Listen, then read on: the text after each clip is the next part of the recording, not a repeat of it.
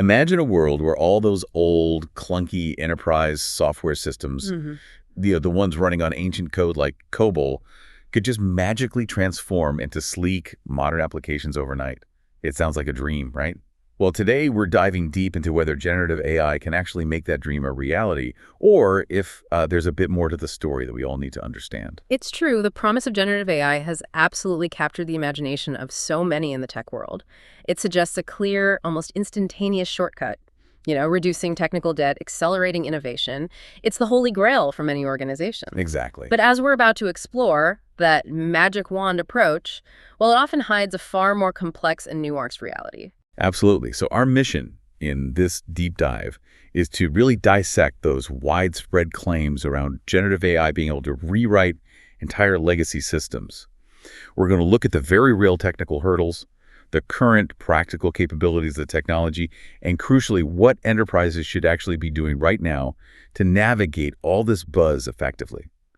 Consider this your shortcut to being incredibly well-informed on a topic that's generating a tremendous amount of discussion, not just in tech, but in boardrooms everywhere. Yeah, and hopefully you get clear answers, maybe some truly surprising facts along the way. We'll help you understand the nuance beyond the hype so you can make informed decisions in your own professional context. We're trying to cut through the noise here, get to what's really happening on the ground. Perfect. So let's start with the elephant in the room. Legacy technical systems. For many companies, these aren't just old. They're a massive anchor, right? Significantly impeding their ability to adapt and grow. Think about how quickly customer needs change, how policies evolve, or how new technologies emerge. Legacy systems make responding to all that incredibly difficult. And the problem often just gets worse over time, becoming more of a drag. What we've seen clearly emerge from our research is that these challenges tend to manifest in three critical areas: risk, capability, and efficiency. Okay. On the risk side, we're talking about very real operational, quality, and security vulnerabilities. This often comes from, outdated software that's hard to keep current, a lack of automated assurance processes. Meaning you can't easily check if things are working right. Exactly. Tightly coupled architectures that break easily if you touch one part. And frankly, just outdated engineering practices that don't meet modern standards. A truly concrete, time-sensitive problem, often cited one that kind of makes you think of the Y2K scare, is the year 2038 Unix timestamp issue. Oh, right. Which is essentially a digital ticking time bomb for many older systems. It's a hard deadline that some systems are unknowingly hurtling towards. Wow. And it's not just the systems themselves, it's the people too, isn't it? Absolutely. When we talk about capability, it's becoming incredibly difficult to attract and retain talent with the niche skill sets required for these legacy tech stacks. The demand for these skills in the wider market is shrinking, which ironically makes the few remaining experts even more costly. That scarcity directly impacts a company's ability to innovate. If you don't have the people to maintain the old, let alone build the new, well, you're essentially stuck in quicksand. It's a real double whammy for businesses. It absolutely is. And that leads us directly to efficiency.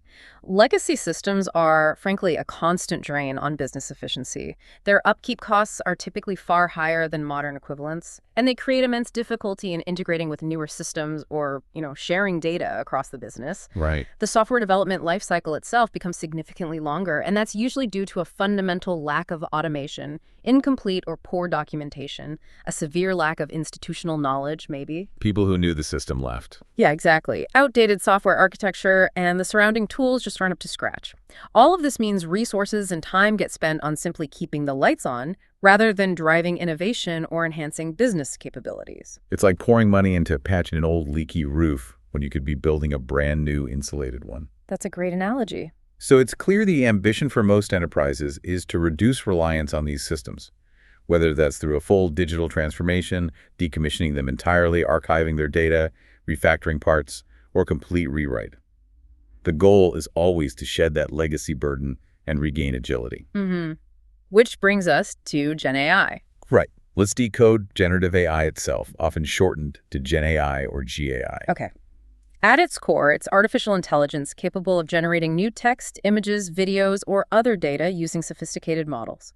Usually in response to a prompt or some instruction, think of it as an incredibly creative and knowledgeable assistant, maybe. These models learn patterns and structures from massive amounts of training data and then generate new, original data that shares similar characteristics. That's the high-level view. But for enterprise use, it's much more than just a simple web chat tool you might play around with, isn't it? Oh, absolutely. It actually involves an entire ecosystem of technology working behind the scenes. We're talking about the need to integrate, provision, host, and orchestrate various specialized AI tools. Right. You also need to process, store, and index vast amounts of data and create internet-based services for programmatic AI integration, basically allowing your other systems to talk to the AI. This isn't just downloading an app. It sounds like building a whole new complex wing of your digital infrastructure. Exactly. Our research highlights the need for components like cloud-based machine learning platforms for building and training these models. Think AWS SageMaker, for example. Okay. We're also talking about retrieval augmented generation models, or RAG, which enhance AI responses by pulling in specific verified information from your company's own internal knowledge base, not just the general internet. That's key. Okay. So it uses your own data. Precisely. And because AI works with these incredibly complex, multifaceted data points, what we call high-dimensional data, we need specialized databases. Vector databases, they're called. They're designed to quickly find similarities within that complex data much faster than traditional databases can. Got it. Then, of course, there are the large language models themselves, like Llama 2, or even domain-specific ones like CodeLlama for code, or DocsSGPT for documents. What's critical for you, the listener, to realize here is that these underlying requirements are often entirely overlooked when people talk about the magic of GenAI. They represent significant investment, resources, time, planning, and highly specialized expertise, all over and above just using an out-of-the-box tool. This isn't a casual undertaking, it's a strategic infrastructure play. It really is. You can't just sprinkle some AI dust on the problem. So for all this complexity, the explosion of interest, the sheer awareness and hype around generative AI, it can really be traced back to one specific moment, can't it? Yeah, ChatGPT's viral success back in January 2023. Built by OpenAI. It showcased its capabilities through viral content, leading to an astonishing 100 million users in just 2 months. 100 million in 2 months. I mean, think about that for a second. That's a staggering adoption rate. It truly broke through into the mainstream consciousness. It really did. And since then, we've seen technology industry leaders, Google, Microsoft, Amazon, others, all championing the astounding potential of generative AI. They're rapidly integrating it across their product offerings, making it a cornerstone of their strategies. Right. Google, for instance, referred to it as an important next step on our AI journey. Microsoft focused heavily on bringing AI tools to the forefront for developers at their Build conference, and Amazon has clearly stated its intention to join the generative AI race. This industry-wide endorsement has just amplified the excitement exponentially, turned it into a truly global phenomenon. So with all this buzz and these massive tech players throwing their weight behind it, it's no wonder enterprises are asking, can this magic bullet solve our legacy system headaches? Everyone wants to believe in a quick fix for such a monumental and costly problem. It's a very natural question to ask when you see something so powerful emerge. It is, but it brings us to a critical point. If generative AI has such clear capability in software engineering, what specific problems can it actually solve for enterprises beyond the general excitement and the broad industry endorsement? Yeah, what's realistic? What should they actually be focusing on right now rather than just chasing the dream? That's what we need to dive into next, separating the aspirational from the truly achievable. Okay, let's do that. The utopian view versus reality. Yeah. Why are full system rewrites so complex? Well, let's start with the allure. Right, the dream scenario. Yeah. We've established the problem of legacy systems and the incredible hype around GenAI. There's this undeniable thought process, a kind of immediate leap, that leads many to assume GenAI can simply convert an entire legacy system, say a massive COBOL application, into a sleek, modern Java application. The idea is that once it's converted, all your legacy woes will just disintegrate. You'll have a modern stack, greatly reduced technical debt, renewed agility. Sound like the perfect outcome, right? It promises to bypass years of painful, expensive human effort. You've perfectly captured the allure, the utopian view of this vision. It's incredibly powerful because it directly addresses the immense pressure many organizations feel to modernize. The idea of instant transformation, dramatically reducing technical debt and renewing agility, it's incredibly appealing. Why? But our research makes it undeniably clear that current generative AI capabilities just cannot deliver the seamless and fully automated upgrade. And understanding why that is crucial to avoiding potentially very costly mistakes. That's a crucial point.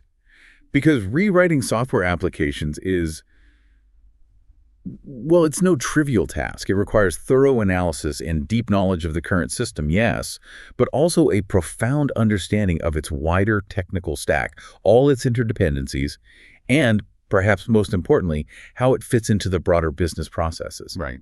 This analysis and contextual awareness phase alone adds significant effort and complexity. And it immediately poses the question, how do we even begin to make all this extra complexity and awareness available to a generative AI tool in a way that's truly effective? Let's use a real-world analogy to illustrate this. Imagine simply moving an existing house to a new plot of land. Okay. Even if you don't change the house's structure at all, just moving it to, say, a completely different type of foundation or environment, like a marshy area versus solid rock, it's a huge undertaking. Right, I get that. Similarly, a cloud migration or replatforming an existing application can take many months of effort, even without rewriting any of the core application software.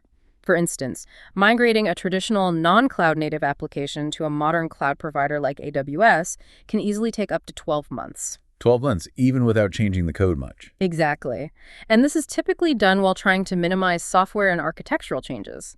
The bulk of that effort isn't about code conversion. It's handling the paradigm shift from traditional physical or virtual machine architecture to a cloud-as-a-service architecture.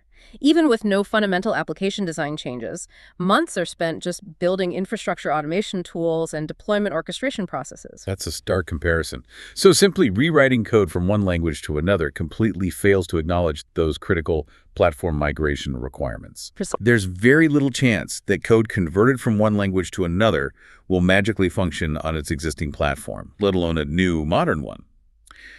This immediately brings up another huge question. How do we get generative AI to tackle this additional, complex platform migration approach? It seems to be a huge missing piece of the puzzle, because it's not just about the lines of code, is it? It absolutely isn't. System rewrites within enterprises must account for similar paradigm shifts.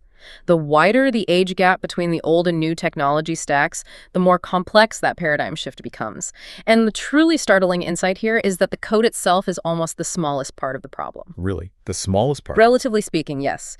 It's the entire ecosystem, the strategy, and the human element that makes up the vast majority of the challenge. That alone kind of busts the myth of a magic rewrite. Leveraging generative AI for rewriting software requires the chosen AI tool and its associated processes to understand much, much more than just the application source code. It needs a comprehensive understanding of the business context, the specific business processes it supports, and all the user requirements it fulfills. So beyond the code, what else? Well, beyond the immediate code, there's an entire operational layer. The AI would need to grasp the target deployment and release strategy, how software is built, tested, pushed live. It would need to understand engineering and DevOps standards, select and curate the most appropriate tooling for the new system. And remember, the primary programming language is just one of many technologies needed for a converted system. Right. Imagine it having to assemble all these chosen technologies into a cohesive application platform, ensure the generated code is compatible with automated testing tools, and understand the platform and infrastructure requirements like hosting, networking, scaling. Wow, that's a lot to consider already. What about security in the wider enterprise context? That must be huge too. Exactly. The list continues. Enterprise security principles are critical. Considering current and new service management processes, things like monitoring, alerting, incident response, being aware of company-wide strategic reusable components and how to integrate with them. Okay. And finally, it needs awareness of the existing system's sysadmin domain and strategy covering users, roles, operating system dependencies, all those nuts and bolts. These are all critical details that a purely code-focused conversion would simply ignore. So what does this all mean for someone dreaming of that quick fix? It means purely converting code from one language to another only solves a tiny, almost insignificant fraction of the problem. That's the crux of it. All those other elements you just listed, the business context, the infrastructure, security, the operational aspects, they are intrinsically linked to the code, but they transcend it. They represent the true complexity. And that's the core insight here. Without accounting for all these fundamental principles, attempting a blind conversion could actually increase human effort rather than decrease it. Increase it? Our analysis shows this could happen because significant human intervention would still be needed to ensure the newly generated source code complies with all business rules and technical assurance processes. Compare that to a full manual rewrite where these considerations are built in from the start by humans. Right, you'd be fixing things after the fact instead of designing them in. Precisely. And crucially, there's currently no known generative AI solution on the market that satisfies this full system rewrite holistically, considering all these factors we just discussed. It's simply beyond current capabilities. Okay, that's a sobering reality check on the magic wand idea. Sure. So let's move into the methodological maze. Even if we just focus on code conversion, what are the approaches and pitfalls? Well, even focusing solely on the challenge of code conversion, just getting the code from language A to language B, we still hit a major roadblock. What we've seen in our research is a significant challenge, a distinct lack of established or proven generative AI code conversion engineering methodologies. So no blueprint, no standard way of doing it.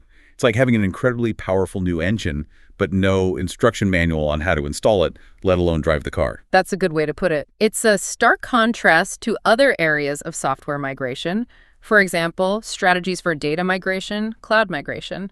They're incredibly mature and widespread, documented in abundance across the internet. Yeah, tons of info on those. You can find detailed processes, types, golden rules for data migration, multiple well-defined approaches for cloud migration.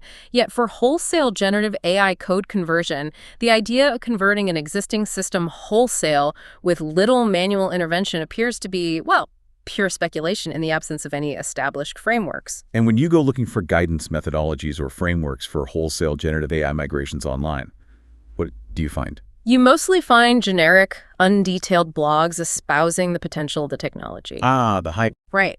But offering no real solutions, use cases, or concrete examples of how to actually implement a GenAI-assisted migration from one system to another. It's a striking deficiency for such a hyped technology. What's truly fascinating here is that stark contrast.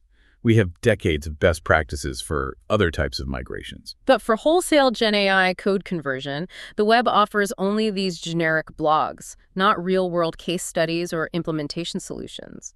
This deficiency forces enterprises to ponder bespoke, one-off approaches, which inherently carry higher risk and cost. And even if there were case studies. Exactly. The bespoke and inherently unique complexity of enterprise software systems means that simply copying their approach would likely require significant additional analysis and human intervention to adapt anyway. Okay, so no easy path. What about breaking it down? Methodology 1, the module-by-module approach. Right. Given that generative AI tools have demonstrated high competence at generating code snippets for specific purposes. Like small functions or scripts. Yeah.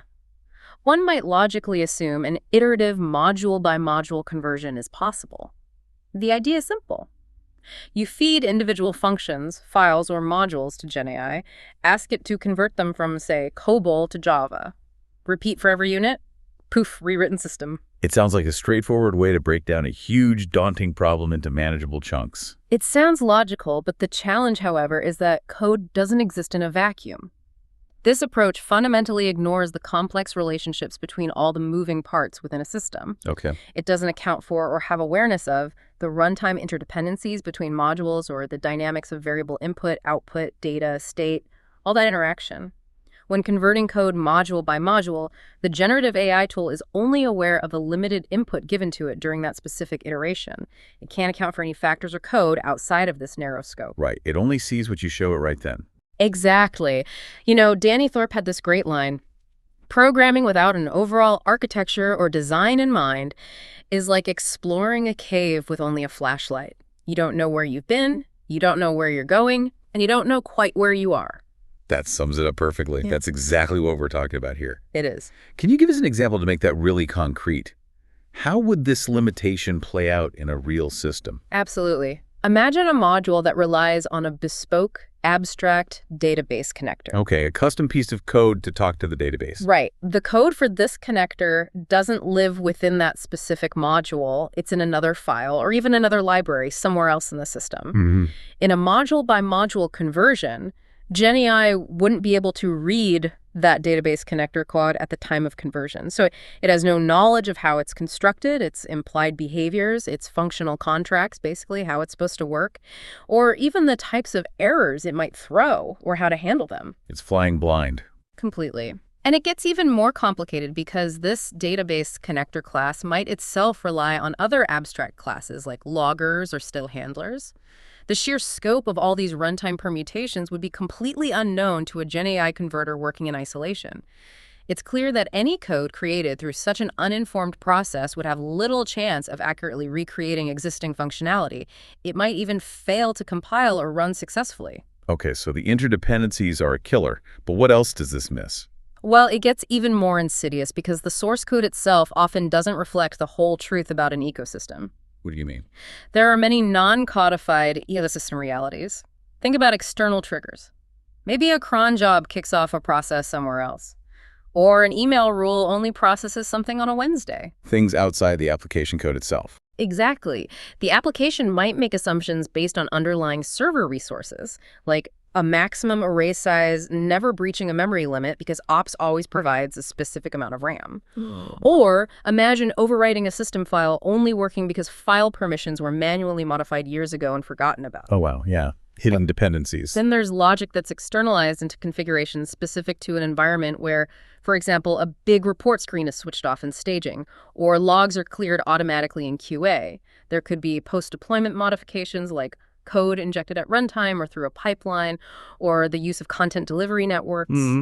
We also have assumptions based on environmental factors, such as a dev environment never actually streaming a file because it's not wired up to a valid consumer. And finally, integration-based conventions, where a receiving system might know to ignore files prefixed with testing. These are all critical, often invisible details a module-by-module conversion would simply miss. This really drives home that code isn't just lines on a screen. It's part of a living, breathing ecosystem, with all these hidden assumptions and dependencies that a simple module-by-module conversion would completely miss.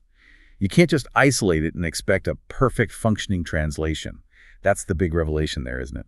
It really is. It undermines the simplicity of that approach entirely. So if isolating code module by module doesn't work, what's methodology 2? Building upfront contextual awareness. Right.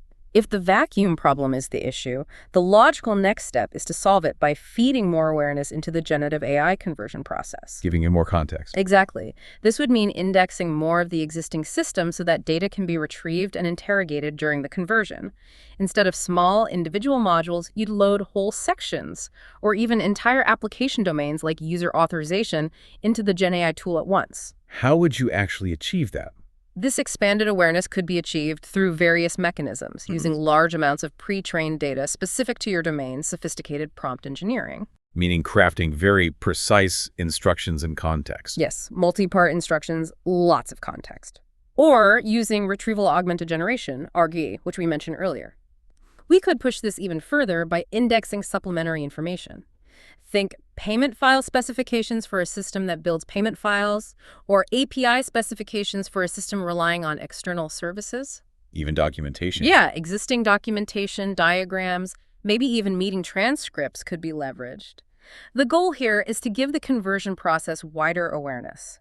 Theoretically, this requires fewer instructions later and should lead to more reliable replicated code. That certainly sounds like a more robust approach. Yeah. But it also sounds like a massive increase in scope and complexity compared to just feeding it individual files. It absolutely is. Yeah. While this approach aims for wider awareness, theoretically leading to more reliable code, it also significantly increases scope, complexity, effort, and cost. Right. It could even render iterative processes redundant because you're trying to replicate large areas of a system with fewer, more comprehensive instructions.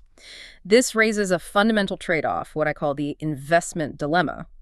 The more awareness you desire, the higher the complexity, time, cost, and effort. So the big question is 6 months of building that deep awareness better than 6 months of just doing a manual rewrite?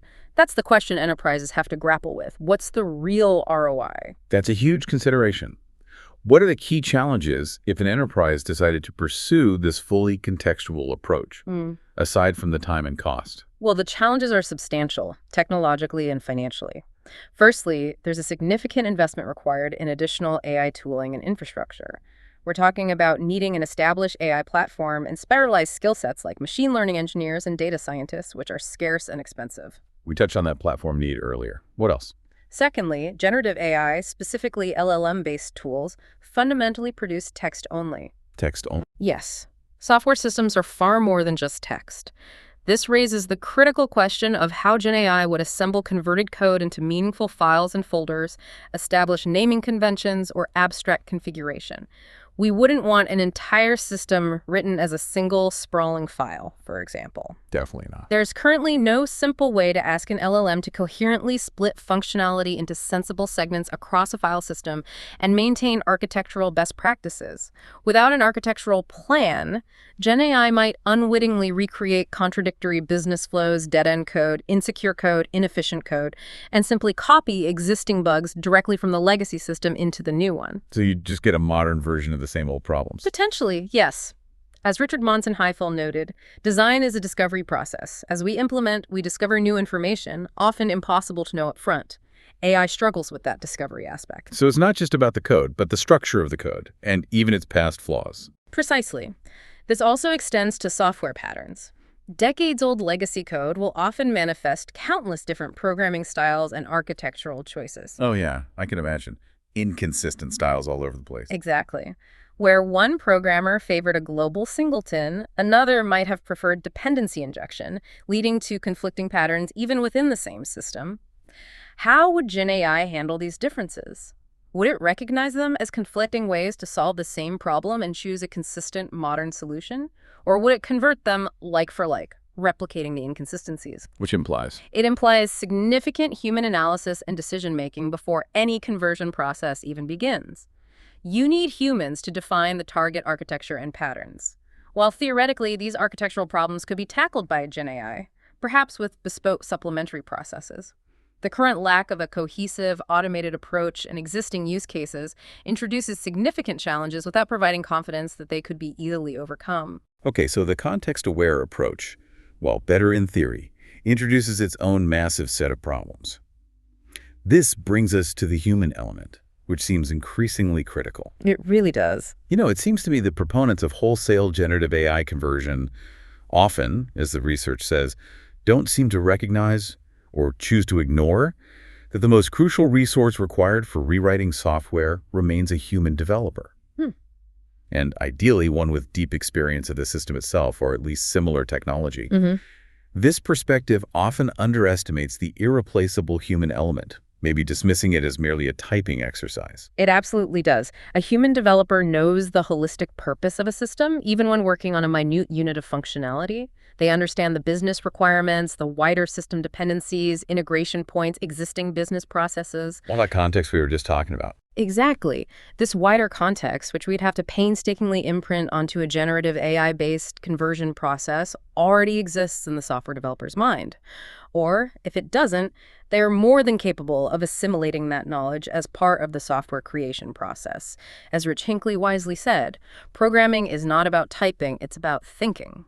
That thinking, that critical judgment, is what's truly invaluable.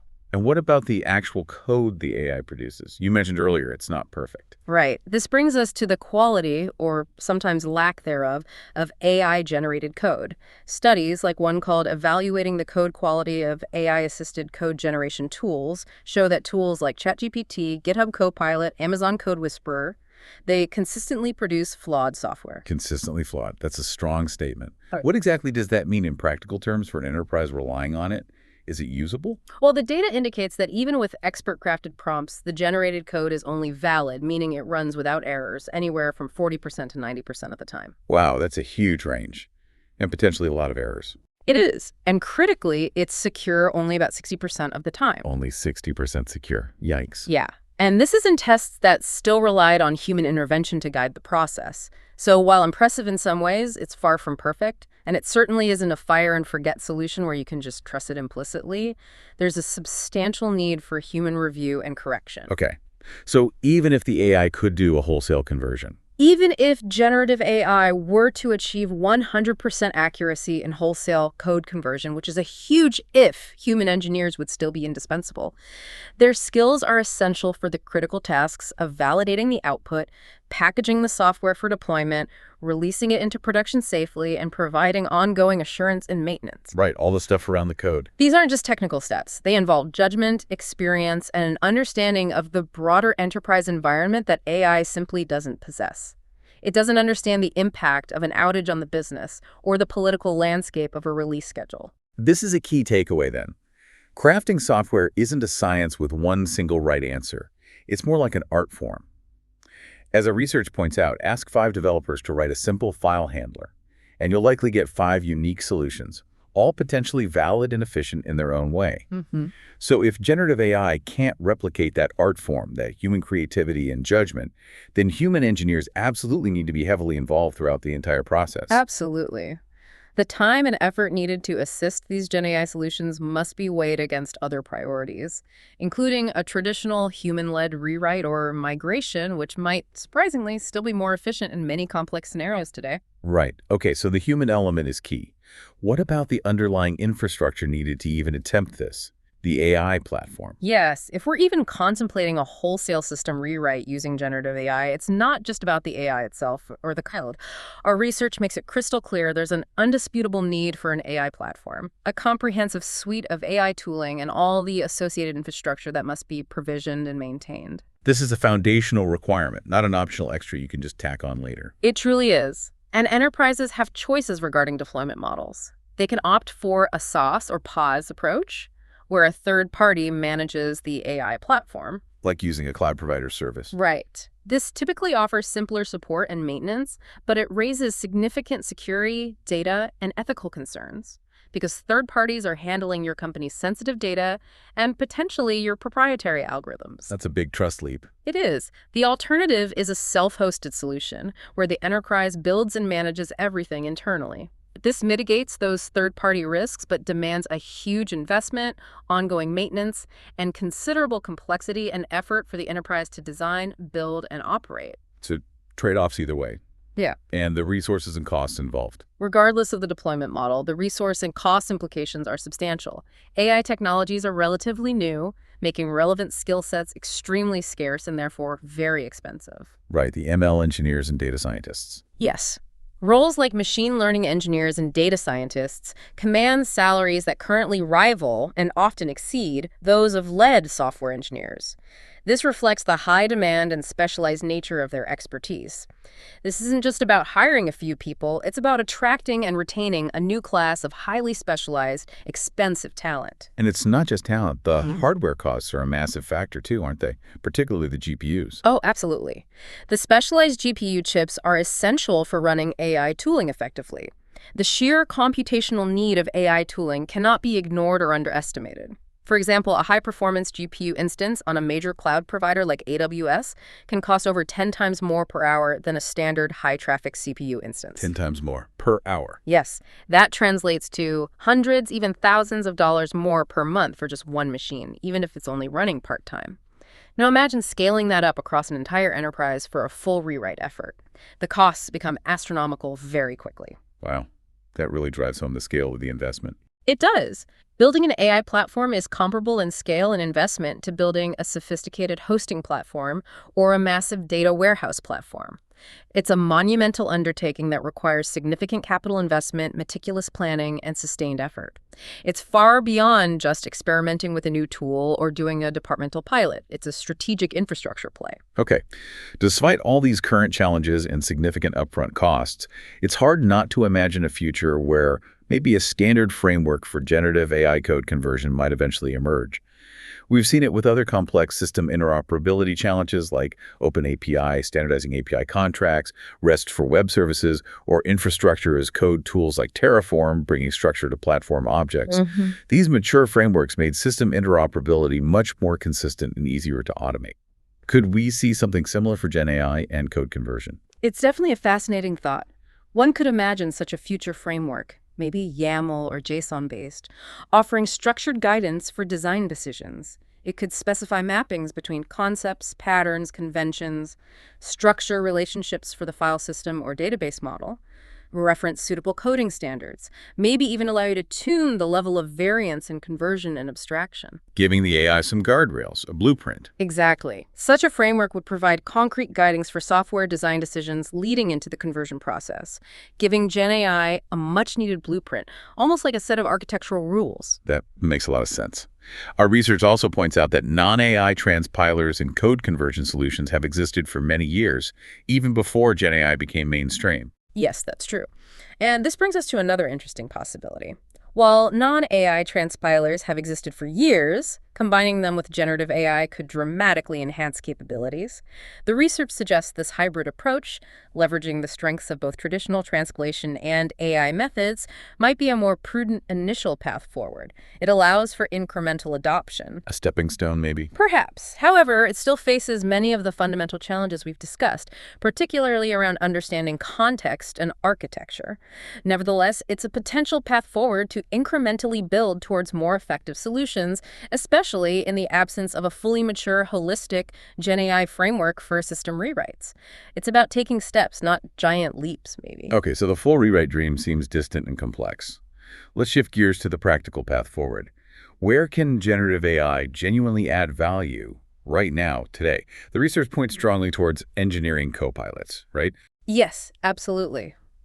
Given all the complexities and the scale of investment required for wholesale rewrites, this seems to be the immediate and most promising practical path. Engineering copilots are essentially conversational interfaces using LLMs to accelerate software development. They provide rapid feedback, suggestions, even create code directly within the developer's integrated development environment, or IDE. So they work alongside the developer. Exactly. Copilot has become the colloquial name, but they're also known as engineering assistants or AI code generators. Market leaders like GitHub Copilot, Tab9, Amazon Code Whisperer, which is now part of Amazon Q, offer these as IDE plugins for major platforms like VS Code and IntelliJ. And some companies are building whole IDEs around this. Yes, like Cursor. They're building dedicated GenAI IDEs. By co-locating this powerful AI assistance right in the developer's working environment, it maximizes time spent in flow and can drive massive efficiency in the software development lifecycle. It's about making developers more productive, not replacing them. And the benefits sound pretty compelling. They are. These copilots remove toil, repetition, cognitive load, leading to greater velocity in code modifications, enhancements, refactoring, bug fixing. Frees up developers for higher value work. Precisely. Things like strategic planning, product design, or even mentoring junior staff. Plus, they dramatically lower the barrier to entry for junior developers. They can advise on best practices, analyze code inefficiencies as it's typed, suggest better alternatives, review code for security gaps. They can even explain existing code and generate automation tests. That's a huge boost to productivity and learning. Here's where it gets really interesting and a bit more personal from the research. The author of our source material shared their own experience using ChatGPT as a copilot via the OpenAI web portal. Oh, yeah. They found its ability to transcribe working Terraform, Ansible, Bash, and AWS CLI code showed huge potential for a productivity boost, even if it was only about 80% accurate. That jumping pad effect, especially for new and unfamiliar concepts, provided a tremendous boost. I can see that, like having an expert sitting right next to you, giving you a strong head start. Exactly. They also noted that code quality was better for topics with comprehensive public documentation, which makes sense. A common downside, however, was occasionally receiving outdated suggestions. Ah, yes. Which reinforces the need for constantly refreshed underlying models. That's a known challenge. So copilots look promising, but what about the security side and ethics? Right. While the benefits of copilots are clear, their adoption, especially cloud-based ones, introduces significant security considerations. Even when used as local IDE plugins, these capabilities are largely driven by real-time cloud-based data for both query and response. Meaning your code snippets are going to the cloud. Potentially, yes. This creates significant risk exposure to the enterprise's sensitive information. That's a critical point. What are the specific risks we're talking about here beyond just general data exposure? Well, data exfiltration is a primary concern. Developers could accidentally copy sensitive information like API keys or internal data structures into a Copilot prompt, which is then sent to a third-party generative AI vendor. Ouch, accidental leaks. But beyond that, an AI model with unfettered access to enterprise source code could theoretically provide a third party with inferred knowledge of security patterns, like which product the company uses for root certificates, or enterprise architecture, like traffic routing through specific subsystems, or the identity of systems handling authentication. Wow, it could map out your internal systems. Potentially, it could even identify prominent or valuable personnel by recognizing their contributions to critical code. The possibilities for extrapolating all manner of relevant, potentially sensitive information from source code are vast. Okay, that's worrying. What about the ethical considerations? Accountability? Yeah, that's crucial too. particularly concerning accountability. Imagine a scenario where an engineer tasks their co-pilot to build a rules engine for, say, a benefit claim, and that engine is later shown to be discriminatory. Right. Who's responsible? Exactly. While this risk is perhaps less for strict, well-tested rules engines that adhere to specific policies, it's a real concern for more subjective or probabilistic decision-making. The crucial issue here is the clear delineation of accountability for AI-generated algorithms or technical decisions. While engineers already use machine-generated code through compilers and libraries, the dynamic nature and potential scale of brand new code generation by GenAI make this a much more prominent consideration. Who is ultimately responsible if the AI makes a flawed decision or generates problematic code? That question needs a clear answer. So if a company wants to mitigate those exfiltration risks, our research suggests a self-hosted alternative is possible. It is. But that, of course, comes with its own set of challenges, undoubtedly introducing significant additional cost and maintenance overheads, similar to the investment needed for a full AI platform we discussed earlier. There's always a trade-off. Control versus cost and complexity. Okay, so copilots are useful but need careful handling. What about other promising generative AI use cases in the enterprise that don't involve a full system rewrite? Where else is the value? Well, beyond copilots, industry trends are really focusing on complementing existing developer tooling with AI capabilities, rather than creating entirely new bespoke AI products. Think about products like GitLab Duo, which could assist with code reviews, or Amazon Q, designed to streamline the construction and consumption of AWS cloud services. It's about augmenting, not replacing, existing workflows. That makes a lot of sense, building on what's already there and integrating AI into existing workflows. What are some other promising use cases? Let's maybe group them into a few key themes. First, marrying business and tech. Okay. One exciting area is generating software from policy or user requirements. Generative AI can already produce working code from natural language prompts, even from existing documentation. The potential exists to feed non-technical requirements like enterprise policy or end-user needs into a GenAI system to directly produce working code. Turn requirements into code automatically. Potentially.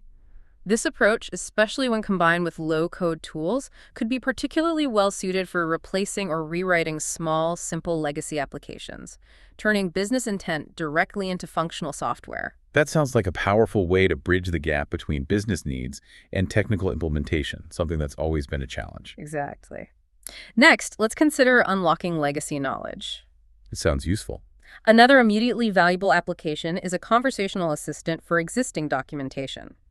By indexing an entire documentation repository, including text, images, diagrams, even meeting transcripts, generative AI could power a chatbot. This allows staff to query how a system works using natural language. How does feature X work? Where is the configuration for Y? Like an expert system for your own docs. Precisely. This would save countless hours spent searching through fragmented documents and could even help identify duplicate or contradictory information, a common pain point in legacy environments. I can definitely see how that would boost efficiency, especially with those older systems where the original developers are long gone. And for those truly old systems like COBOL, where talent is dwindling, are there specific solutions emerging? Yes, absolutely. Within this theme, we're seeing the emergence of language-specific engineering code generation assistants, or copilots, for legacy languages like COBOL. These are LLM models specifically trained to be effective within the COBOL ecosystem, directly addressing the challenge of a shrinking talent pipeline and ensuring continuity for these critical systems. Think COBOLpilot.com as an example. That's a smart way to leverage the technology for a specific pain point. Well, What about boosting developer efficiency more broadly? recruitment is a huge time sink for many enterprises, right? Oh, yeah. GenAI's ability to interrogate vast quantities of textual information against bespoke requirements makes it ideally suited for sifting CVs for candidates who meet essential criteria. It could also potentially mark candidate code tests for quality, plagiarism, correctness. Automating parts of hiring. Exactly. If GenAI tooling could consistently identify the best candidates more quickly, it would make the recruitment process more efficient, lead to higher quality hires, and increase overall business efficiency by getting the right people in the door faster. Interesting. What about technical debt? Can AI help there? Identifying technical debt in existing legacy systems is another strong contender. Imagine an automated process that continually checks and reports technical debt across enterprise legacy systems. It could do this by indexing source code and supplementary information. We already see tools like RenovateBot automatically patching minor package versions. Right, small automated fixes. It's not a stretch to imagine future AI-based agents identifying deprecated functions, vulnerable code, anti-patterns, or inefficient use of memory. And as AI-based code analysis matures, it might even graduate from merely identifying technical debt to automatically fixing certain types.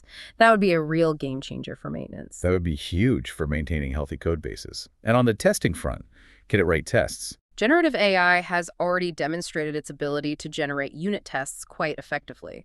So it's reasonable to conclude that it could also generate other types of automation tests.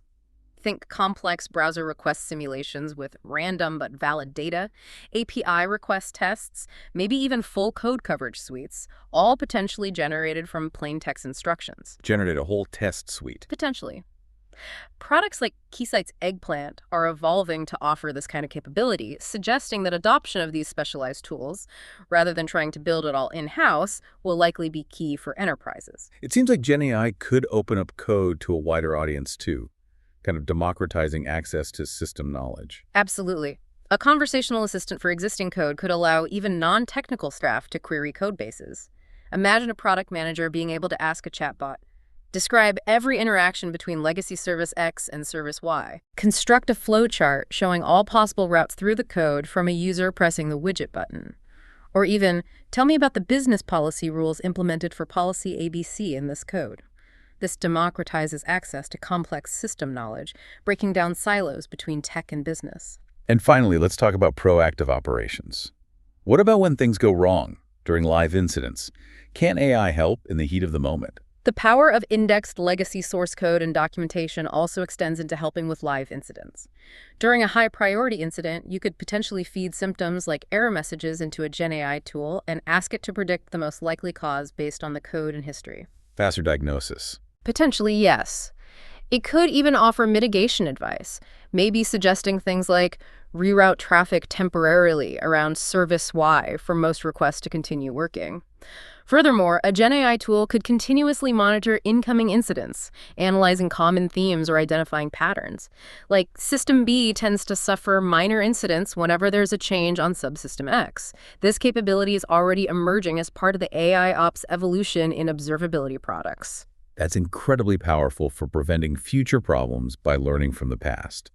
And what about initial requests coming into an enterprise, like service desk tickets? Yeah, generative AI could sift all enterprise front door requests, service tickets, change requests, etc. It could automatically identify and notify likely impacted teams based on the request's content. It might even respond automatically with tailored onboarding advice, collated from the most appropriate internal knowledge bases, streamlining initial triage and response processes. So many possibilities there. These are all concrete examples where GenAI can enhance efficiency and deliver tangible value without the monumental undertaking of a full system rewrite. It proves it can be a true co-pilot across many facets of enterprise operations. Okay, that's a much more practical and varied picture than just rewrite everything. So what does all this mean for you, the listener? After exploring all these possibilities and challenges, the research offers some very clear, actionable recommendations for enterprises grappling with generative AI and their legacy systems. It's not if generative AI can help, but how best to use your finite resources in this rapidly evolving landscape. Exactly. It's about being smart with the investment. So, recommendation 1, avoid bespoke homegrown generative AI solutions, at least for now. Yes. The first and arguably most critical recommendation is that enterprises should not currently invest directly in bespoke, homegrown generative AI solutions, specifically for large-scale migrations or rewrites. That's a strong stance, especially with all the hype. Why is that the recommendation for businesses looking to modernize? What's the reasoning? There are several compelling reasons we've touched on. Firstly, building bespoke AI solutions is a huge undertaking and represents significant financial risk. It requires a clear strategy for an AI platform and the provisioning of shared foundational AI capabilities across the entire enterprise. That's big. Right, the platform cost and complexity. Secondly, the cost of building and maintaining such a platform is extremely high.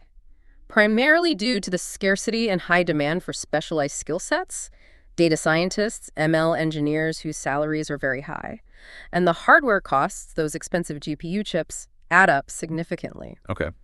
Thirdly, the velocity of internal development simply cannot match the pace of specialized generative AI companies. By the time an enterprise recruits the talent and implements such a significant undertaking, much of the industry may have already moved further ahead. Their bespoke solution could be outdated before it's even fully rolled out. That's a scary thought. A huge investment for something already behind the curve. It is. This creates a significant opportunity cost, too. It diverts time and energy from other valuable activities, such as manual refactoring of existing legacy systems, which often offers a more predictable and cost-effective way to reduce technical debt in the short term. Good old-fashioned refactoring might still be better value right now. In many cases, yes. Finally, both the technology itself and its application for wholesale legacy system rewrites are still immature. This severely hampers potential return on investment.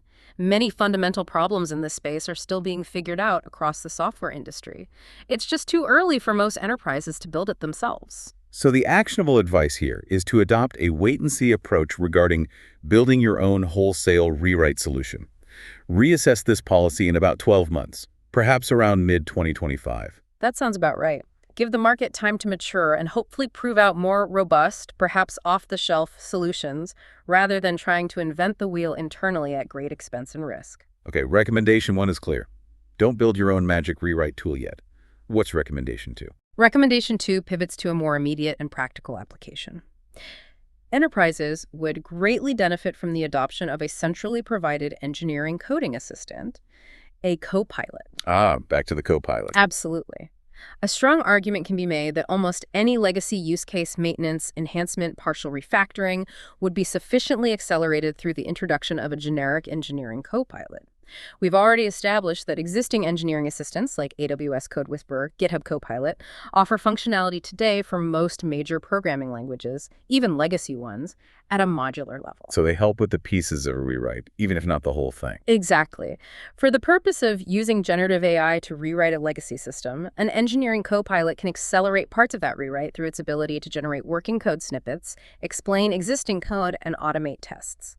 It blends seamlessly with traditional, non-generative AI-assisted processes like human design, architecture, software assembly, and business analysis to offer a tangible acceleration towards modernization goals. It's a pragmatic, lower-risk step that delivers immediate value to developers.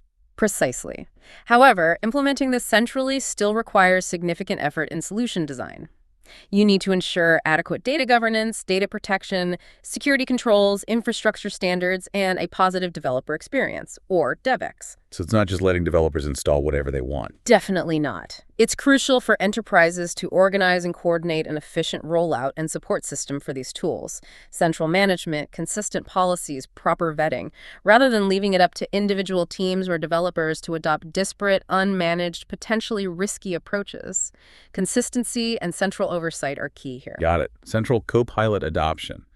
And the third recommendation. The third recommendation, directly from our executive summary, focuses on documentation. Companies should leverage existing LLM indexing solutions, such as Microsoft Copilot, ChatGPT+, and Amazon Q Business, to index legacy documentation and provide a conversational generative AI chatbot experience for staff. For the purpose of searching and discovering information about legacy systems. Exactly. Use the AI to make your existing knowledge accessible. This directly addresses that huge pain point in legacy systems. Yeah. Incomplete, missing, or poor documentation. It's often scattered everywhere or just doesn't exist. By making that scattered, often siloed information discoverable and searchable through a conversational chatbot, it could significantly improve efficiency for staff trying to understand and work with these older, complex systems. It sounds like a relatively quick win for knowledge access compared to rewriting code. Precisely. It's a way to unlock existing, often fragmented knowledge without having to undertake a full system overhaul. It provides immediate and tangible value by making information accessible, understandable, and actionable for everyone who needs it. Okay, 3 very clear recommendations. Avoid building bespoke rewrite tools. For now, adopt central copilots and use AI chatbots for documentation.